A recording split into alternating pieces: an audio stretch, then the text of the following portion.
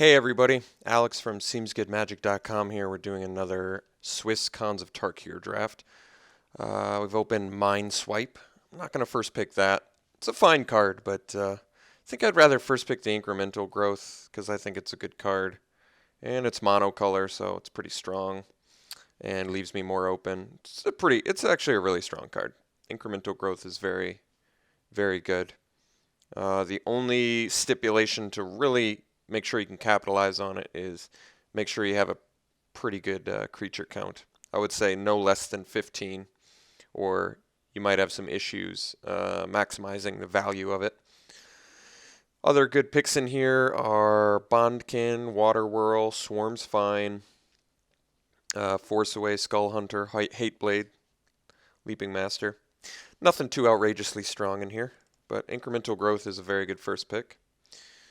All right, follow-up pick. If we wanted to stay green, we could take the Grizzly, which is fine. I think the strongest card is probably the Raider Spoils, which I'm also okay with taking. Maybe it's a little bit weird that you would first pick an Incremental Growth into another card that pumps all your creatures, but there's plenty of Warriors in both colors, and I'm a big fan of Raider Spoils in general, so I think I'm going to take it. The card advantage you potentially get out of this definitely makes it a very high pick in my book. So I'm going to sacrifice an Alpine Grizzly and Highland Game pick for a very strong Raider Spoils pick. This still leaves us open to both Abzan and Sultai. I think we more likely will want to be in Abzan because white has very good warriors, as you see with like Chief of the Scale. So I'm probably going to end up Abzan if I really want to capitalize on this Raider Spoils, but we'll see.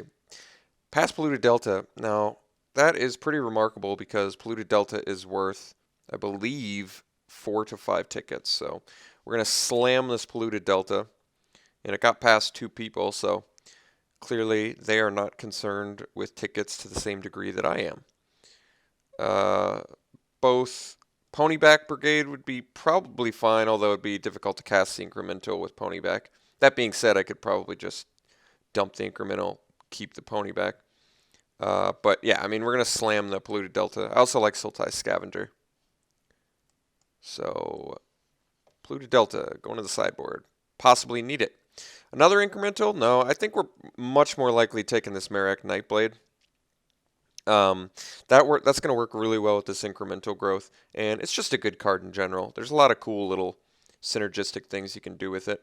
It's not a warrior, so it doesn't work as well as you'd like with Raider Spoils, but still very good card and certainly worthy of taking there.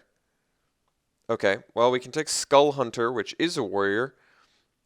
So it's going to work well with Raider Spoils. You get some added bonus out of it if you can rate it. And, nice to have with Incremental Growth. Yeah, I think I'm comfortable taking Mardu Skull Hunter here. Otherwise, Parapet's a fine card, but just based on Incremental Growth and Raider Spoils, I think we'd more like to capitalize on warriors and cheap creatures that can attack. So let's take the Skull Hunter. All right, I'm a big Wooly Loxodon fan, so I'm going to take that over the Sagu Archer. I like it more mostly just because it's an excellent finisher, and I like that you can morph it in cheaply, so it's got good versatility, good double function. So no problems taking that here. I think we're going to start moving this stuff down a little bit. So let's see here, 3, 4. I like to keep it all organized so I can see what my curve looks like. And we're going to move this into the 3 slot because it's a morph. All right, couple good blue picks that are pretty late. Could take the Kintree Warden. Not a very exciting card, but it is a warrior, and it's something to Incremental Growth, so seems like it could be fine, and we're not really giving up much of anything. Still looking for our third color, whether it be Sultai, which we have the Polluted Delta to help with, or Abzan, which I still would prefer to be. If I wanted to go Sultai, I could take the Jeskai Wind Scout, but I don't know. I'm not really feeling the Wind Scout here. It's a fine card. It's good with Raider Spoils and Incremental, I suppose, but I think I'm going to take the Kin Tree anyway. Okay, I can take Parapet here. Not exactly what this deck's looking for, but otherwise I could take a Smite the Monstrous, which is a fine card. It's removal, but I think Parapet is fine, despite the fact that we have Incremental Growth and Raider Spoils. I still think we could end up playing it. Could be helpful. Alright, some fairly late blue picks that are fine. I'm a big fan of Water Whirl. I think that card's good. Force Away is also good. Karu Dreadmaw is playable, but not really what I'm looking for in this deck. Could take the Scout the Borders, which works well with Delve, which would once again motivate me to be in Sultai, but maybe I will do Sultai. I don't know. Haven't seen a lot of white picks, so could be the correct choice. All right, I think it's an easy Highland game here. Get some more cheap creatures going. None of these cards are super interesting to me. Guess we'll take a Dreadmaw for a sideboard. All right, maybe I am supposed to be in Sultai. I'm going to take the Glacial Stalker here, which is a fine card if I'm splashing blue. Wetland Sandbar, not so much, but we'll place it in the sideboard anyway. And Cranial Archive is actually a nice card to have against opposing decks that have a lot of graveyard value.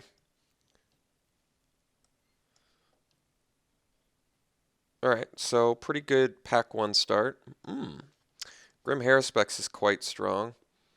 Not a warrior, but very good card in general. Especially good if you have a lot of cheap little threats.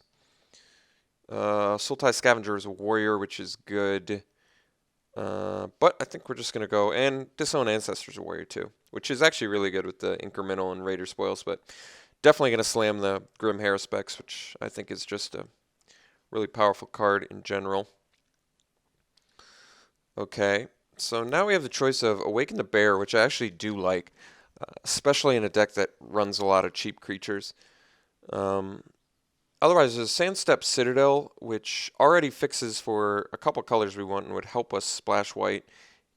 Even though white was getting cut pack 1, white could still end up being our splash color if I see some good actual Abzan cards like Abzan Charm or Abzan Guide or Armament Core. Armament Core would be insane in this deck alongside the Nightblade. So I'm still not ruling.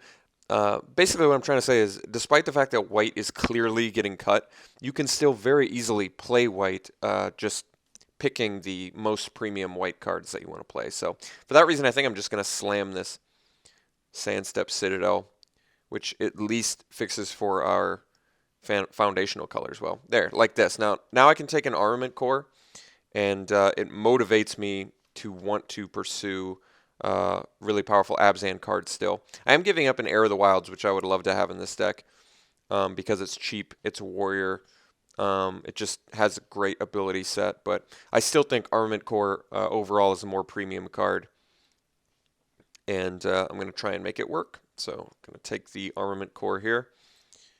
Okay, so there's a Hate Blade, which is not as good on the splash. There's a Hooting Mandrills, which would make our Scout the Borders a little more useful. There's also a Swarm of Bloodflies, which works well with the Nightblade. It's got sort of a built-in kind of function with that. But I think I'm okay with the Mandrills. I like the Trample. They're a nice finisher. And Highland game tabled last time, so I'm feeling a little bit more confident that can happen again. So we'll take a Hooting Mandrills. Okay, Teamer Charger, but I think we're going Skull Hunter number 2. I'd like to get some more warriors to capitalize on the Raider Spoils, as well as get that raid function, which can be very good. Even on a turn 1 Kin Tree Warden into turn 2 Skull Hunter, something like that. You can get some nice curves going. I still like to place all my morphs in the 3-drop, so I get a better idea. I like to take the... Because, I mean, I could place Loxodon up in the 7-drop, but I don't think that's realistic. And I also don't think it's realistic to place Kin Tree Warden in the 1 slot, because you don't always want to cast it on turn 1. But yeah, we're going to take the Skull Hunter over the Teamer Charger basically just for the Raider spoils value. Okay, I mean, there's a Thornwood Falls. If I wanted to make a blue splash work, which is realistic, all I'm giving up is like a Rite of the Serpent, but I actually think I do want a Rite of the Serpent. I kind of like it for our deck. Abomination is an option since we have polluted Delta, but I actually don't have any problems with Abomination, but I think I'd still rather have a Rite of the Serpent, which is a pretty good removal spell. Not insane, but certainly playable and does things. Okay, there's a Treasure Cruise, so the option is on the table whether I want to splash with a blue to Delta, a Treasure Cruise, which I think is a great card, by the way. But I'm a little more tempted to take this Awaken the Bear. There is also a Longshot Squad, which is good with the Merak Nightblade. But I think I would prefer to have the Awaken the Bear, mostly because I just think this is a fantastic card in general. It's won me many games, and tends to go later. Oddly enough, we already have some very good 2-drops and 3-drops that work well with it, so I think Awaken the Bear is just the option for us. All right, Icefeather Aven, another pretty impressive card that probably would be worth splashing, but I still don't know if I can get behind it. I could take a second Rite of the Serpent, which is fine. I mean, like I said, playable removal, it's good. Deals with everything. It's kind of an expensive cost. Icefeather Aven is clearly the most powerful card remaining, but at this point, I think I would just rather... I don't know if I want to splash white and blue. I guess I could. I mean, there's a lot of upside to Aven. Alright, I'm going to take the Aven, and if we see some like Dismal Backwaters table or something, I think I'm going to be okay with that pick. Alright, I can take a second Kintree Warden here, mostly just because it's a warrior, and it works well with the Skull Hunters on turn 1. It curves out nicely into Raider spoils. Helps us cast incremental growth for full value. Other than that, I mean, it's usually a pretty underwhelming card in general, but I think it's actually pretty good in our deck. All right, I'm going to take a second Awaken the Bear. I could take the Banner to once again help splash to flip the Icefeather Aven, but if we don't end up playing Icefeather Aven, I don't really care. All right, I could take a second Scout the Borders. I guess there's nothing else of real interest here. You know what? I'm actually going to... I don't think I'm very likely to play a second Scout the Borders at all. I'm not even sure if I'm playing the first one yet. So for that reason, I'd rather cut Barrage of Boulders, which cripples our deck. So I think I'm just going to hate this.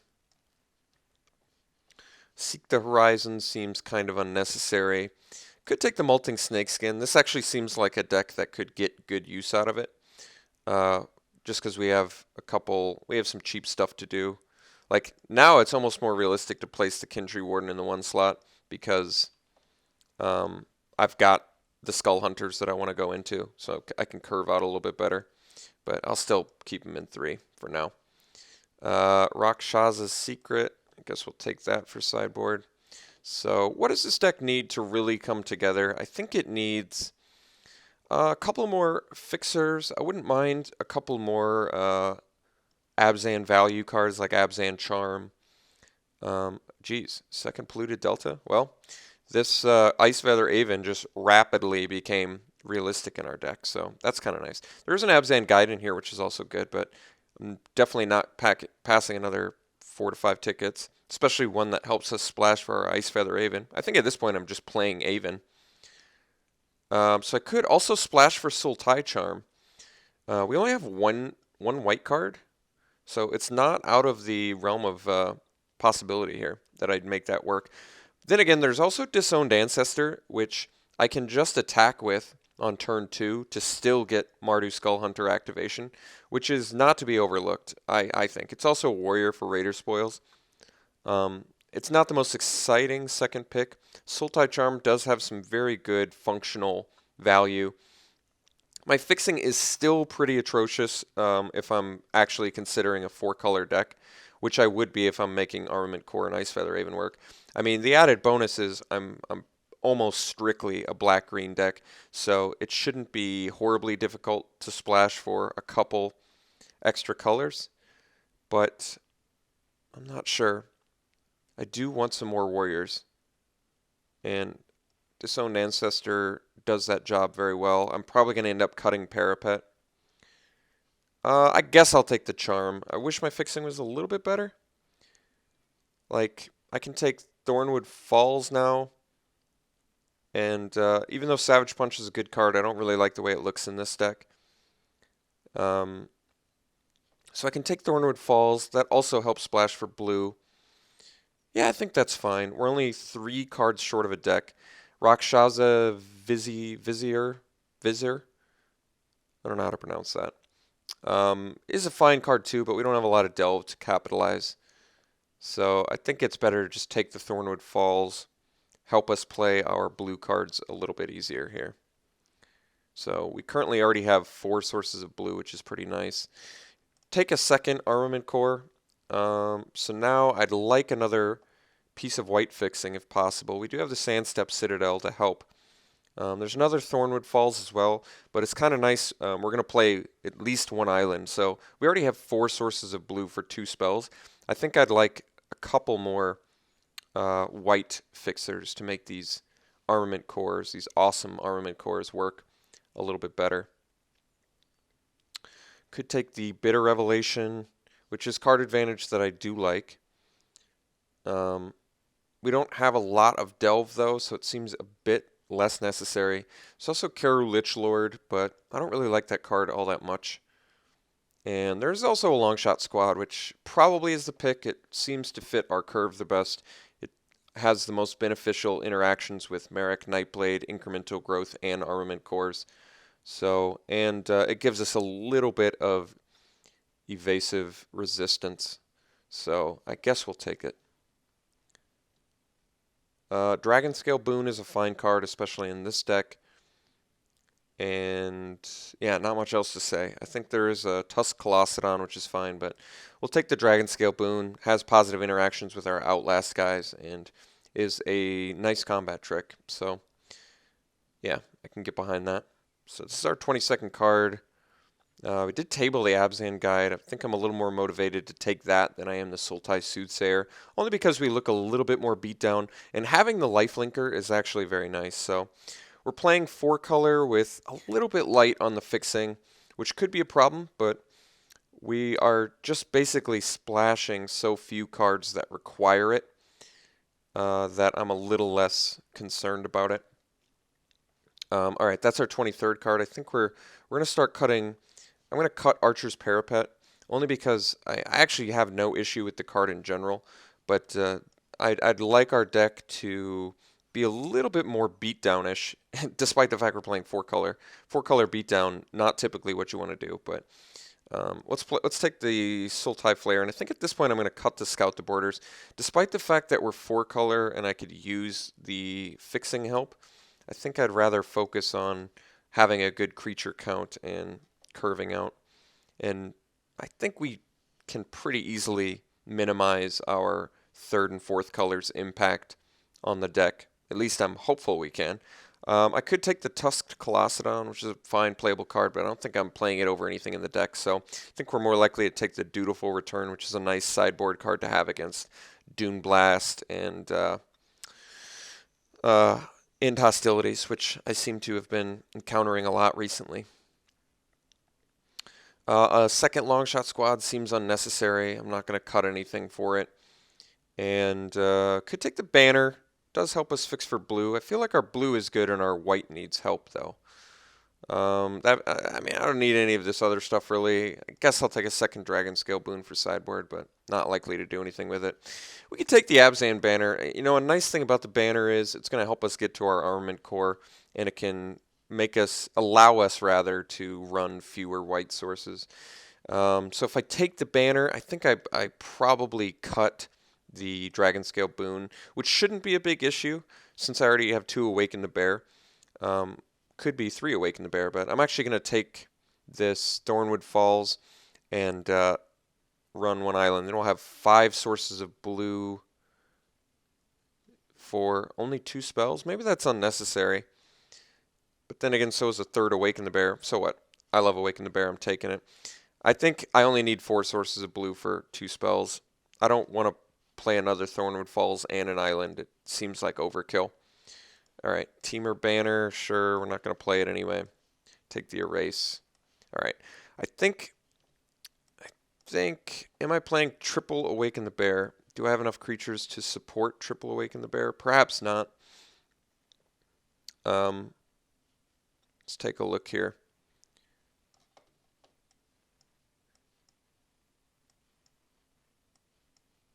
So I think I want to make this Abzan banner work because it just ramps us directly into Armament Core, and also because we just don't have a lot of white fixing.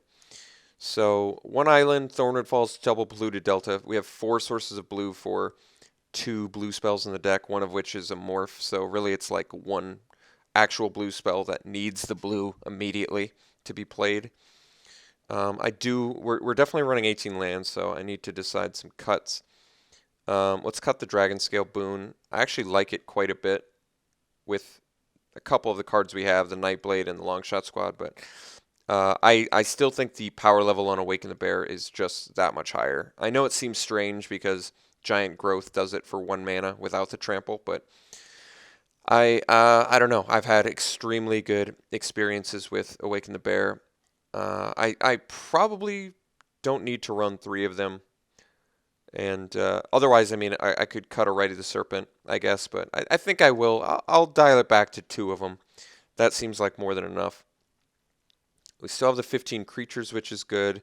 We're not looking as beat down as I would like, but our finishers are still pretty fantastic. Double Armament Core is very strong. Mandrill's Abzan Guide are also very strong. So we have 3 white spells in the deck with only 1 fixer and the banner. So banner's looking pretty important in here for our white fixing.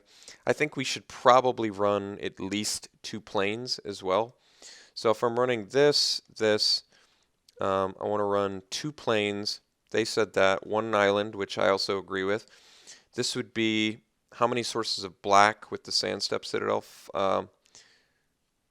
5, 6, 7 sources of black. 8 if you count the banner, which I guess we can. And then how many sources of green? We have 8, 9 sources of green. I do need green early. I also need black early. Why don't we, before I add mana, take a quick look at our color counts here. So we are more green than black. I think they actually, I think the suggest lands actually did a pretty good job. So 5, 6, 7 sources of black, 8, 9 sources of green. Maybe I want to go 8, 8. I guess not. I guess it does make more sense to get the full count of green. We do have a significant number of more green spells than black spells.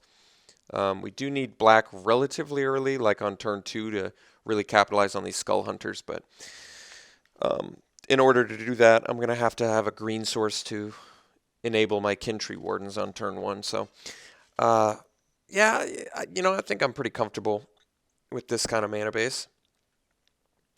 So 4 sources of white with Sandstep Citadel and Banner.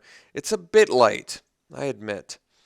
But we really only have 3 actual white spells, one of which is a morph, so we still can do something with it while we're waiting to find our white source. Yeah, I think I'm comfortable with this deck. Our mana base looks pretty good considering we're 4 color.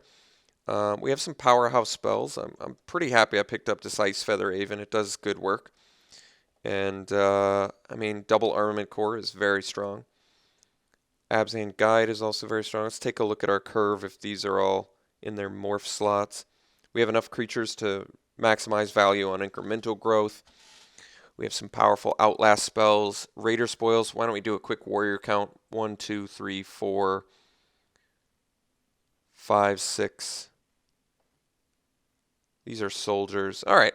So Raider Spoils looks like it loses a little bit of value in this deck. It's not as good as I would like, but because it pumps all your guys, it's still perfectly acceptable and good. And it does work well with the warriors we do have, like Abzan Guide and the Kintree Wardens even. 2 power regenerators that can draw you a card. Pretty beneficial. We do have quite a bit of pump spells in this deck. Double Awaken the Bear, Raider Spoils, Incremental Growth. But I'm still okay with it. I'm still liking what we do have. And if I play against something hyper aggressive, I can bring in the Archer's Parapet for added defense, maybe ditch one of our pump spells. But if we don't, if we play against something a little more mid-rangey, a little bit slower, I think it's going to be of tremendous benefit to us to have the nice aggressive curve out play potential. So yes, overall, I think this deck's pretty good. I'm excited to run it. So we'll run it like this, and we'll see you round one.